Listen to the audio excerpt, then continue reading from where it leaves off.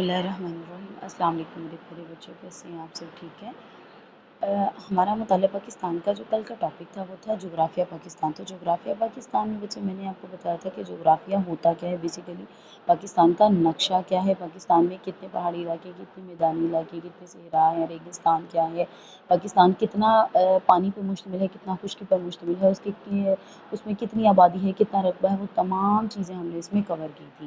تو آج کا جو ہمارا ٹاپک ہے اسی کو ہم نے جغرافیہ پاکستان کا ہی ریویو کریں گے، آگے سے سٹارٹ کریں گے۔ کیا ہے پہاڑوں کی اہمیت۔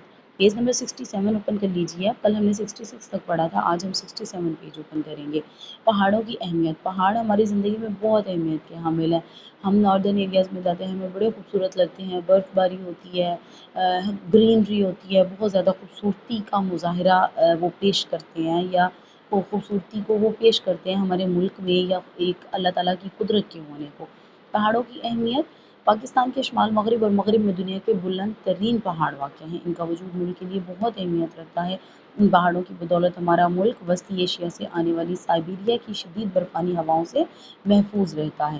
یہ پہاڑ بحیرہ عرب اور خلیج بنگال سے آنے والی ہواؤں کو روک کر بارش برسانے کا سبب بنتے ہیں۔ ان کی چوٹیوں پر برف باری ہوتی ہے جو موسم گرما میں پگھل کر پاکستان کی دریاؤں کو پانی مہیا کرتی ہے۔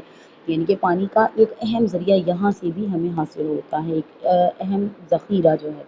پاکستان کی زراعت کا انحصار بھی انہی دریاؤں کے پانی پر ہے۔ اس کے علاوہ ہم ان دریاؤں کے پانی سے پن بجلی بھی پیدا کر سکتے ہیں۔ پن بجلی یعنی سے پانی سے پیدا کی گئی جو بجلی ہے۔ ان پہاڑوں پر قدرتی جنگلات پائے جاتے ہیں جن سے ہمیں پھلوں کے علاوہ عمارتی لکڑی اور ماحولیاتی فوائد بھی حاصل ہوتے ہیں۔ بہت سے صحت افزا مقامات جیسے مری، ایوبیہ اور وادی کالام وغیرہ سیاحت کے لیے مشہور ہیں۔ ان پہاڑوں کی بلند و بالا چوٹیوں کو سر کرنے کے لیے ملکی اور غیر ملکی کوہ آتے ہیں۔ کوہ کہتے ہیں جو پہاڑوں پر چڑھتے ہیں، جو کیٹو پر چڑھ جاتے ہیں، جو کوہ ہمالیہ کو سر کر لیتے ہیں۔ ان کو جو سر کرنے والے ہوتے ہیں یا فتح کرنے والے ہوتے ہیں پہاڑوں کو، ان کو کوہ پیما کہا جاتا ہے، جس سے ملک کو زر مبادلہ حاصل ہوتا ہے یا پاکستان کی معیشت میں اضافہ ہوتا ہے۔ کلیئر ہے؟ اوکے، پیج نمبر 68 پر ہم آئیں گے۔ پاکستان کے مختلف طبعی خد و خال میں رہنے والے لوگوں کا طرز زندگی۔ اب پاکستان جو ہے وہ ہے متنوع ثقافت۔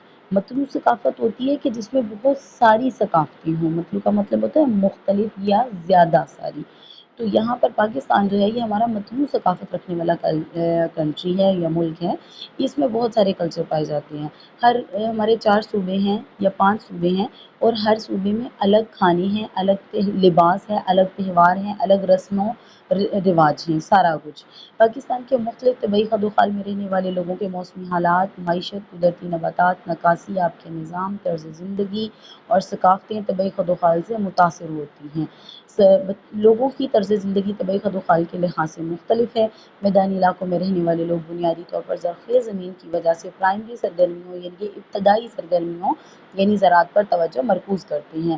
پاکستان کے پہاڑی علاقوں کے لوگ مویشی پالنے، سیر و سیاحت اور کان کنی جیسے شعبوں سے منسلک ہوتے ہیں۔ سخت موسمی حالات کا سامنا کرنے کے باوجود یہ مہمان نوازی کے لیے مشہور ہیں۔ صحرائی علاقوں میں طرز زندگی عام طور پر خانہ بدوش یا نیم خانہ بدوش ہے۔ لوگ بھیڑ بکریاں اور اونٹ پال کر گزارا کرتے ہیں۔ صحرائی علاقوں کے لوگوں کو پانی کے حصول میں مشکلات کا سامنا کرنا پڑتا ہے۔ سطح مرتفع کے علاقوں میں رہنے والے لوگ عام طور پر کان کنی اور محدود پیمانے پر زراعت سے وابستہ ہوتے ہیں۔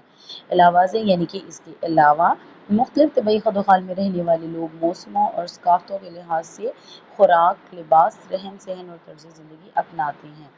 یہاں پر ایک چھوٹی سی سرگرمی دی گئی ہے، انہوں نے ہم سے پوچھا ہے کہ پاکستان کے اہم پہاڑی سلسلوں، سطح مرتفع دریاؤں، میدانی علاقوں کو طبعی نقشے پر لیبل کریں اور طبعی خطوں میں رہنے والے لوگوں کے طرز زندگی کا موازنہ کریں۔ یعنی کہ اس کے بارے میں ہم انفارمیشن نکالیں اور ہم دیکھیں کہ کیا ہے۔ یہ بڑا انفارمیٹیو سا کوسچن ہے۔ پاکستان کے اہم گلیشیئرز اور دریا۔ گلیشیئرز کیا ہوتے ہیں؟ گلیشیئر برف کا ایک بہت بڑا ذخیرہ ہوتا ہے جو زمین پر آہستہ آہستہ حرکت کرتا ہے۔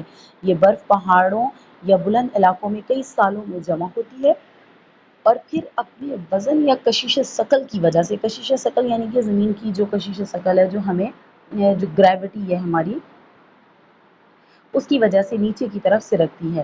پاکستان کے شمالی اور شمال مغربی علاقے کوہ پیما، کوہ قراقرم، ہندوکش جیسے دنیا کے بلند ترین پہاڑوں پر مشتمل ہیں۔ جو پورا سال برف سے ڈھکے رہتے ہیں۔ ان پہاڑی سلسلوں میں دنیا کے بڑے سے بڑے گلیشیئرز موجود ہیں، جن میں سیاچن بیافو گلیشیئرز سلسلہ کراکرم واقع ہیں۔ ہسپر بالتور اور باتورا گلیشیئرز پاکستان کے شمالی علاقے گلگت بلتستان میں پائے جاتے ہیں۔ گلیشیئرز کی اہمیت کیا ہے ہماری زندگیوں میں؟ پاکستان میں کراکرم کا پہاڑی سلسلہ دنیا کے سب سے زیادہ گلیشیئرز والے علاقوں میں سے ایک ہے۔ ان گلیشیئرز کا تازہ پانی چشموں اور نالوں کی صورت میں دریاؤں میں گرتا ہے۔ اس کے علاوہ گلیشیئرز کے عمل تخریب کی وجہ سے ان پہاڑی سلسلوں میں کئی تازہ پانی کی جھیلیں بھی وجود میں آ گئی ہیں، جو مقامی آبادی کی پانی کی ضرورت کو پورا کرتی ہیں۔ ان جھیلوں میں سیف الملوک، شندور اور ست پارہ اہم حیثیت کی حامل ہیں۔ ان جھیلوں کی موجودگی کی وجہ سے اس علاقے کی خوبصورتی میں بہت زیادہ اضافہ ہو گیا ہے، جس کی وجہ سے یہ علاقے سیاحت کے لیے بہت مشہور ہیں۔ اس کے علاوہ یہ جھیلیں اس علاقے میں موجود آبی حیات کی پرورش کے لیے بھی معاون ہیں۔ پاکستان کے دریا، ریورز آف پاکستان۔ پاکستان میں دریاؤں کا نظام دریائے سندھ کے مشرقی اور مغربی معاون دریاؤں کے علاوہ بلوچستان کے دریاؤں پر مشتمل ہے، جو وطن عزیز کی زمین کو سیراب کرتا ہے۔ دو دریاؤں کے درمیانی علاقے کو دوآبہ کہتے ہیں، یعنی کہ دو دریاؤں کے بیچ میں جو راستہ ہوتا ہے نا، اس کو کہتے ہیں دوآبہ۔ مشہور درے، پیج نمبر 69 پر آ جائیں آپ۔ مشہور درے، فیمس پاسز کیا ہیں ہمارے؟ شمالی پہاڑی سلسلوں میں چند مشہور درے پائے جاتے ہیں جو ان سلسلوں کے دونوں طرف موجود علاقوں کو ملاتے ہیں۔ درہ بابو سر، یہ درہ کاغان ویلی ضلع مانسہرہ کو گلگت بلتستان کے علاقے چلاس سے ملاتا ہے۔ درہ لواری کیا ہے؟ یہ درہ پشاور کو چترال سے ملاتا ہے۔ درہ شندور، یہ درہ چترال کو گلگت سے ملاتا ہے۔ درہ خنجراب، یہ درہ سلسلہ کراکرم میں واقع ہے۔ یہ پاکستان کے علاقے گلگت کو شاہراہ ریشم کے ذریعے سے چین کے صوبہ سنکیانگ سے ملاتا ہے۔ اچھا جی، اس کے بعد کیا ہے؟ یہ تو وہ دریا تھے جو کہ آپس میں راستے تھے یا پاس تھے، جو دو راستوں کو یا دو علاقوں کو آپس میں ملاتے ہیں۔ اب ہمارے پاس آ رہا ہے دریائے سندھ اور اس کے معاون دریا، یعنی کہ اس سے جو ملتے ہیں دریا، وہ کون سے ہیں؟ دریائے سندھ پاکستان کا سب سے بڑا دریا ہے۔ یہ پنجاب اور سندھ کے بڑے علاقے کو سیراب کرتا ہے۔ یہ دریا چین کے علاقے تبت سے نکلتا ہے اور گلگت بلتستان سے بہتا ہوا اٹک کے مقام پر پنجاب میں داخل ہوتا ہے۔ اس کے بعد یہ شمال سے جنوب کی طرف بہتا ہوا صوبہ سندھ میں داخل ہوتا ہے۔ مٹھن کوٹ کے مقام پر پنجاب کے باقی تمام دریا اور دریائے سندھ سے مل جاتے ہیں۔ یہاں سے دریائے سندھ صوبہ سندھ سے گزر کر بحیرہ ارم میں جا گرتا ہے۔ دریائے سندھ میں مشرق کی طرف سے ملنے والی دریاؤں میں دریائے راوی، دریائے ستلج، دریائے چناب اور دریائے جہلم شامل ہیں، جن کو دریائے سندھ کے مشرقی معاون دریا کہا جاتا ہے۔ مغرب کی طرف سے شمال ہونے والے دریا، دریائے کابل، دریائے سوات، دریائے کرم، دریائے گومل، دریائے پنجگوڑ وغیرہ دریائے سندھ کے مغربی معاون دریا کہلاتے ہیں۔ یہ وہ دریا ہیں جن کی وجہ سے مل کر ایک سمندر بنتا ہے۔ پاکستان کے بیراج اور ڈیم۔ ڈیم ایک ایسا ڈھانچہ ہے جس میں پانی کا ذخیرہ کیا جاتا ہے۔ اس ڈیم کو آبپاشی اور بجلی پیدا کرنے کے لیے استعمال کرتے ہیں، جبکہ بیراج ایسا ڈھانچہ ہے جو دریاؤں کے پانی کو آبپاشی کے لیے نہروں کی طرف موڑنے کے لیے استعمال کیا جاتا ہے۔ رسول بیراج، یہ بیراج ضلع منڈی بہاؤالدین میں دریائے جہلم پر واقع ہے۔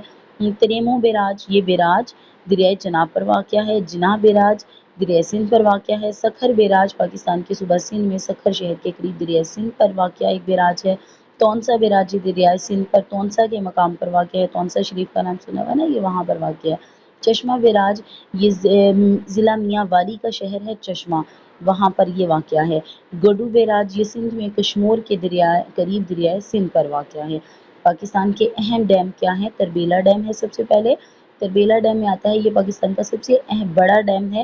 یہ ڈیم دریائے سندھ پر تربیلا کے مقام پر بنایا گیا۔ یہ صوبہ خیبر پختونخوا میں واقع ہے۔ اس کا بنیادی مقصد آبپاشی کے استعمال کے لیے پانی ذخیرہ کرنا، بجلی کی پیداوار، سیلاب کی روک تھام اور ماہی گیری ہے۔ آئی ہوپ یہ آج کا آپ کو سارا لیسن سمجھ آ گیا ہوگا۔ تھینک یو سو مچ۔ آپ کو مختصر سوالات آپ نے 88 سے لے کے 15 تک آپ نے لکھنے ہیں۔ جو آپ کو نیکسٹ لیکچر میں آئیں گے وہ آپ نے لکھنے ہیں، اور ابھی آپ کو ایک تفصیلی سوال آئے گا، کوسچن نمبر 1 لانگ، جو آپ نے یاد کرنا ہے۔ Thank you so much.